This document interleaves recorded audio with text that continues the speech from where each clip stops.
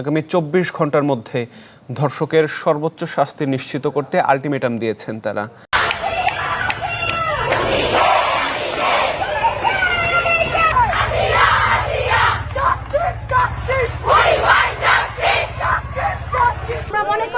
আইনগত যে দুর্বলতা রয়েছে বাংলাদেশে, সেটি বাংলাদেশে একটি ধর্ষক তৈরির কারখানা প্রতিষ্ঠা করেছে। রাষ্ট্রকে জানাতে চাই, আগামী ৪৮ ঘন্টার মধ্যে বিশেষ ট্রাইব্যুনাল গঠনের মাধ্যমে যদি চিহ্নিত ধর্ষকদের শাস্তি নিশ্চিত না করা হয়, তাহলে আমরা আজকে আসিয়ার পক্ষে দাঁড়িয়েছি, আমরা ৪৮ ঘন্টা পর এই ব্যর্থ রাষ্ট্রের বিপক্ষে দাঁড়াবো।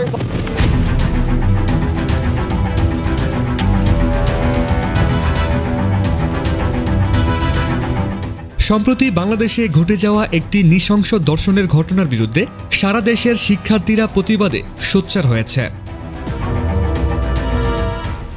বিশেষ করে দেশের বিভিন্ন বিশ্ববিদ্যালয়ের শিক্ষার্থীরা দলবদ্ধভাবে রাস্তায় নেমে সরকারের আইন শৃঙ্খলার অবনতির বিরুদ্ধে কঠোর নিন্দা জানিয়েছেন। তাদের দাবি, দেশের প্রচলিত আইন দুর্বল হওয়ায় অপরাধীরা সহজেই পার পেয়ে যাচ্ছে, যা সমাজকে ধ্বংসের দিকে ঠেলে দিচ্ছে। শিক্ষার্থীদের মতে বর্তমান আইনি দুর্বলতাই ধর্ষণের মতো ঘৃণ্য অপরাধকে উৎসাহিত করছে। এক শিক্ষার্থী ক্ষোভ প্রকাশ করে বলেন, আইনগত দুর্বলতাই দেশকে ধর্ষণ তৈরির কারখানায় পরিণত করছে। আমরা মনে করি আইনগত যে দুর্বলতা রয়েছে বাংলাদেশে, সেটি বাংলাদেশে একটি ধর্ষক তৈরির কারখানা প্রতিষ্ঠা করেছে। আগে যেমন লীগের আমলে আমরা দেখতাম যে লীগের দোষকদেরকে ছাড় দেওয়া হয়, তেমনি ধর্ষকদেরকে প্রতিনিয়ত ছাড় দেওয়া হচ্ছে।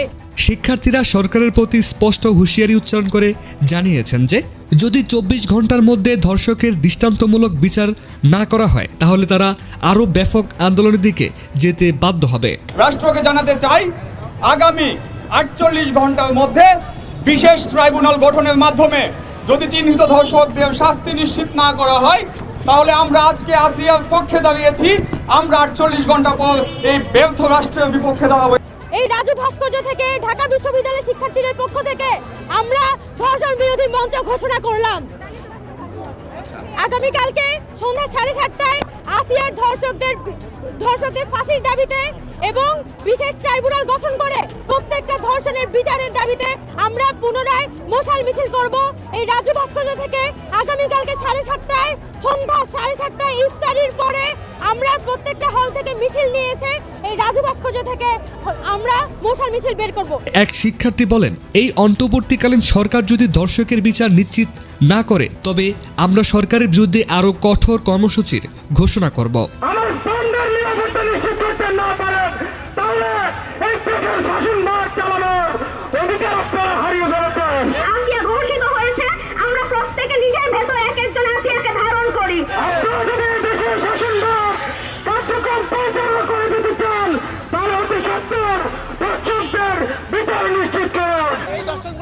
যারা এবং বিত্তশালীদের মাধ্যমে এবং প্রশাসনের মাধ্যমে সহযোগিতায় বারবার পালিয়ে যায়, তাদেরকে আর সুযোগ দেওয়া যাবে না। সরকারের কাছে আমরা বিনীত আবেদন করব, দর্শকদেরকে তারা স্পষ্ট আছে, আমরা তাদের প্রমাণ আমরা সামনে দেখছি। প্রমাণ পাওয়ার পরে কেন তাদেরকে বিচার করা হচ্ছে না? মাধ্যমে তারা কাদের মদদে এই বাংলায় ঘোরাফেরা করছে, আমরা তার বিচার চাই। ধর্ষকদের আমরা কেন সিগন্যাল দিতে পারতেছি না যে ধর্ষণ একটা জঘন্য অপরাধ? আমরা কেন বারবার ধর্ষণের আসিয়ার হচ্ছে ধর্ষকরা আটক হয়েছে, কিন্তু কেন ইন্টিম গভর্নমেন্ট আমাদের নিশ্চিত দিতে পারতেছে না যে ৭ দিনের মধ্যে তাদেরকে ফাঁসি কার্যক্রম করা হবে? এদিকে এই আন্দোলন শুধু রাজধানী ঢাকা বা বড় শহরেই সীমাবদ্ধ নয়, বিশ্ববিদ্যালয় ক্যাম্পাস থেকে শুরু করে সড়ক মহাসড়ক পর্যন্ত ছড়িয়ে পড়েছে তাদের আন্দোলন। এদিকে ধর্ষণের বিরুদ্ধে শেখ হাসিনা ভালো কাজ করে গেছেন বলে মন্তব্য করেছেন এক শিক্ষার্থী। চলুন তার মুখ থেকেই শুনে আসি। মধ্যে কতগুলি মেয়েকে ধর্ষিত করা হয়েছে, তাহলে আপনারা কি প্রমাণিত করছেন যে প্রধানমন্ত্রী শেখ হাসিনা উনি যখন ছিলেন, যাদের কারাগারে ঢুকিয়েছে, যাদের এখানে ওখানে আটকিয়ে রেখেছে, তাহলে তো সে এই রোজার মাসে যেমন শয়তান ধরে রেখেছে, সে তো ঠিক কাজ করেছে। আপনারা তো সেটাই প্রমাণ করছেন। সেটা কি আলটিমেটলি প্রমাণিত হচ্ছে না যে এখন যে অরাজকতাগুলি চলছে, এখন তো আরও ভালো হওয়ার কথা দেশ। এখন তো আমরা বাক স্বাধীনতার জন্য দেশে এত কিছু করলাম, তো কোথায় বাক স্বাধীনতা, কোথায় নিজের সম্মান, নিজের সম্ভ্রম, নিজের ইজ্জতে? যে এখানে দাঁড়িয়ে কথা বলছি, একটু পরে বাসা পর্যন্ত যেতে পারবো কিনা তার তো কোনো সিকিউরিটি নেই। আপনারা তো সেটা প্রুফ করে দিচ্ছেন যে সে যে কাজ করেছে তাকে কেন তাহলে ফ্যাসিবাদী বলছেন? সে তো ঠিক কাজ করেছে, সে তো তাহলে হচ্ছে আপনাদের যে পানিশ করে রেখেছিল যাদের যাদের তারা তো বের হয়ে তো এই কাজগুলি করে তো এখন তো তার পক্ষে যাচ্ছে। আর সবচেয়ে বড় কথা হচ্ছে মানে এখন আমি মানুষের কথা বলবো, আমি নিরপেক্ষভাবে আমার বাক স্বাধীনতার কথা বলবো, সেটাকে আপনারা বলে ফেলছেন যে আমি যদি আওয়ামী লীগের সাথে মিলে যায় আওয়ামী লীগের দালাল, যদি বিএনপির সাথে মিলে যায় বিএনপির দালাল, যদি জামাতের সাথে মিলে যায় মাথায় একটা কাপড় দেয় তাহলে আমি জামাত। কেন? আবার তো পিকে সিনেমার সেই আমির খানের সেই ইসের মতো করছেন যে আপনাদের কোনো আসলে দলমত নির্বিশেষে আপনারা স্বার্থন্বেষী মানুষ। কারণ যারা ভালোবেসেছে, যারা মাতৃভূমির প্রতি যাদের ভালোবাসা ছিল, তারা প্রত্যেকে তাদের জীবনের বিনিময়ে এই দেশে তারা স্বাধীনতা ছিনিয়ে নিয়ে এসেছে। ৭১ যে হচ্ছে গিয়ে আপনার কৃষক ছিল, মুচি ছিল, আর যে হচ্ছে গিয়ে আপনার যে বুদ্ধিজীবী ছিল, তাদের দোনোজনের একই কনসেপ্ট ছিল যে দেশ স্বাধীন করতে হবে। এখন আপনাদের কি কনসেপ্ট? কয়দিনে আপনারা ছাত্র আন্দোলনে ডাক দিলেন, সবাই মিলে ছাত্র আন্দোলন করলাম, ফ্যাসিস্ট দূর করলাম। এখন তো দেখছি আপনাদের এক একজনের ব্যাংকে লাখ লাখ কোটি কোটি টাকা। আমার পরিচিত সমন্বয় কয়েকজন আছে। আজকে আমাদের রোকেয়া হল থেকে নারী দিবস উপলক্ষে বিগত সময়ে এবং গত কিছুদিন আগে আসিয়াকে যে ধর্ষণ করেছে সেই ধর্ষকের বিরুদ্ধে এবং বিগত সময়ে তনু সহ নুসরাত সহ যত ধর্ষক আছে সবার বিরুদ্ধে মশাল মিছিল বের করা হয়েছে। আমরা বলবো সচেতনতা তৈরি এবং কার্যকর ল অ্যান্ড অর্ডার তৈরি করা। সরকারকে এই বিষয়ে সচেতনতা তৈরি করতে হবে এবং নাগরিককে সেই বিষয়ে সচেতন হতে হবে। এবং কেউ যদি এই ধরনের নিপীড়নের শিকার হয় তাকে সামনে এসে বলতে হবে, শাস্তি তার যে নিপীড়নকারী শাস্তি চাইতে হবে। এবং বিশেষভাবে কেউ যেন এই ধরনের কাজে লিপ্ত না হয়, কেউ যেন এই ধরনের কাজের ভুক্তভোগী না হয়, নারী, শিশু, যুবতী, তারা এই বিষয়ে ল অ্যান্ড অর্ডার করতে হবে এবং সচেতনতা তৈরি করতে হবে। আমরা বর্তমান সময়ে খুবই নিরাপত্তাহীনতায় ভুগছি, ছিনতাই, সেক্সুয়াল হ্যারাসমেন্ট, বিভিন্ন ধরনের ইনসিকিউরিটিতে ভুগছি। তো সরকারের কাছে আমার আবেদন থাকবে, আমাদের সরকার হয়ে আমাদের জন্য কাজ করুন।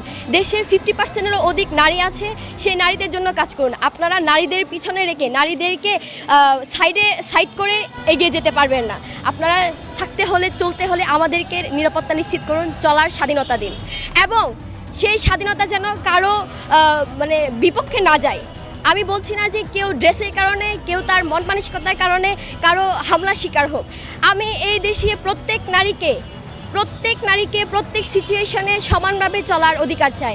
তাকে রাষ্ট্রকে দিতে হবে, সমাজকে দিতে হবে এবং তার পরিবারকেও দিতে হবে। যে প্রাপ্যতা পাচ্ছে সেটা খুবই কম সংখ্যক। যদি বেশি সংখ্যকে পেত তাহলে প্রতিদিন খবরের নিউজে আসতো না যে এতজন নারী, এতজন শিশু ধর্ষণের শিকার হয়, যৌন হয়রানির শিকার হয়। তো যেহেতু নিরাপত্তা নাই, তো সেহেতু বলবো যে এই খুবই কম সংখ্যক নারীকে রিপ্রেজেন্ট করবেন না। আমাদের পিছনে যে একটা বিশাল জনগোষ্ঠী আছে তাদেরকেও তুলে ধরুন, তাদেরকেও সামনে আসতে দিন। অবশ্যই ওনারা আমার সিনিয়র ভাই, ইভেন সাবেক তথ্য উপদেষ্টা নাহিদ ভাই আমার ডিপার্টমেন্টে। আমি উপদেষ্টাদেরকে বলবো, আপনারা নারীদেরকে রিপ্রেজেন্ট হিসেবে রেখেছেন, উপদেষ্টা মণ্ডলীর মধ্যে নারীরাও আছে, আপনারা জানেন নারীদেরকে কিভাবে সামনে এগিয়ে আনতে হয়। সামান্য % নারী যে সকল নারীকে রিপ্রেজেন্ট করে এমন না, প্রত্যেক নারীকে সামনে আসার সুযোগ দিতে হবে, তাদেরকে সুযোগ দেওয়ার ব্যবস্থা করতে হবে।